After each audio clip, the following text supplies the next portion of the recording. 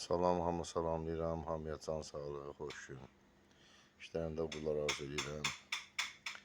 Sizə bir qısa video açdım ki, son bir həftə 10 gün ərzində yağan yağışlar demək olar ki, Bakı şəhərini yenidən iflic elədi. Bugün də yağan yağış demək olar ki, Nərimanov rayonunda bütün o kanalizasiyalar doldu, bastı evlərə. Bunun günahları kimdədir? Kimdir buna günahkar? Mən deyərdim ki, infrastruktur, hansı ki bu işə cavabdehdir, Azərsu, su meliorasiya indi hal-hazırda dəyişirlər. Nərimanov rayonu, bütün rayonların belədir. Və Bakı şəhər icra hakimiyyəti. Yəni bir belə deyək, normal kollektorlar tikmək, normal xətt çəkmək çətin məsələdir. Təzə binalar tikiblər, yüzlərlə, minlərlə. O binalara əlavə xəttlər çəkilib, kollektorlar çəkilib, birləşdirmələr mərkəzi kanalizasiya liniyasına xəttinə. Amma bu mövcud hansısa bir xəttə birləşdirirlər və bu yüklənmə həm suda, həm qazda, həm işıqda, həm də kanalizasiyada baş verir. Orada yeyinti məsələsi var həm də.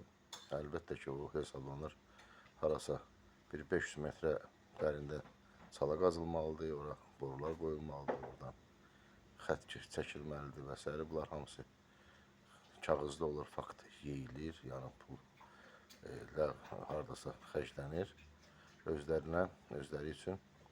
Amma yazılar tutaq ki, ora 5 milyon, nə qədər, 3 milyon xərclənib, fakt ki, 150-200 milyon məsələni həll edirlər. Bu tək orada deyir, çox yerlərdə var. Nəticə də göz qabağında. Bundan başqa aydın məsələdir ki, suda olan yerlərə, hansı yerlərdə ki, dərələr var, belə ki, zirzəmilərdir və yaxud keçidlərdir, yeraltı keçidlərdən danışıram mən. Avtomobil yollarıdır, yəni o hansı ki yerlərdə avtobuslar, marşrutlar, maşınlar keçirlər. Bura su dolur.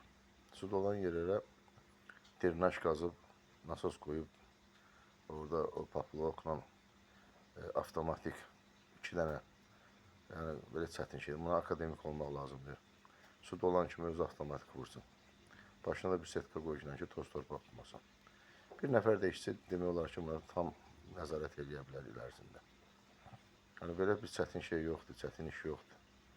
Yəni buna görə yenə deyirəm, nəsə bir gedib elmlər doktoru, professor ad almaq lazımdır. Bir dənə vicdanlı olmaq lazımdır sana. Hanı o nasoslar, hanı o xəttlər. Kanalizasiya xəttlərini demək olar ki, Sovetin vaxtından bu günə kimi, demək ki, 40 ildə, 50 ildə hələ heç hansında təzəsi çəkilib, nə dəyişilib. Köhnə kollektorlar hamısı dolub, köhnə xəttlər hamısı dolub, köhnə boru xəttləri də hamısı nasaz. Qazırlar, çıxır üzə, bir dənə taxtadan çüy vururlar, təzən torpaqlayırlar. 1-2 aydan sonra o gənə çürüyür, gənə təzən həmin şey təkrarlanır. Azərbaycanın bax, demək olar ki, gördüyü işlər var belə. Yəni bu iş deyil, bu demək olar ki, hələ də bu günə kimi Bakı şəhərinin, hələ mən rayonları demirəm, rayonlarda hələ xəttlər çox yoxdur, çox. Demək olar ki, 80% rayonda su yoxdur bir dəqiqə. Kəndlərə, evlərə su çəkilməkdən danışıram mən. Bir 20-30% da var. Məsələn, bizim dağ kəndlərində demək olar ki, heç hansı da yoxdur. Yəni bu günləri Cəyirli, Çalov, başqa kəndlərdə su çəkilməyib. Qobustan rayonundan danışıram. Yəni mən başqa kəndləri demirəm. Bakı şəhərinin su kanalizasiya xəttlərinin çertyoju yoxdur.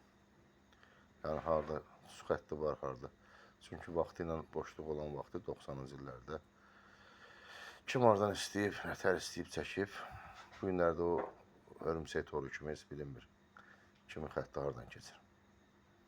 Yəni bu günləri demək olar ki, evlər söküləndə, dağılanda, yerdə qazılanda o qədər xəttlər çıxır ki, qaz xətti, boru xəttləri, turbalar. Kim nə bacarıb edib də vaxtı ilə.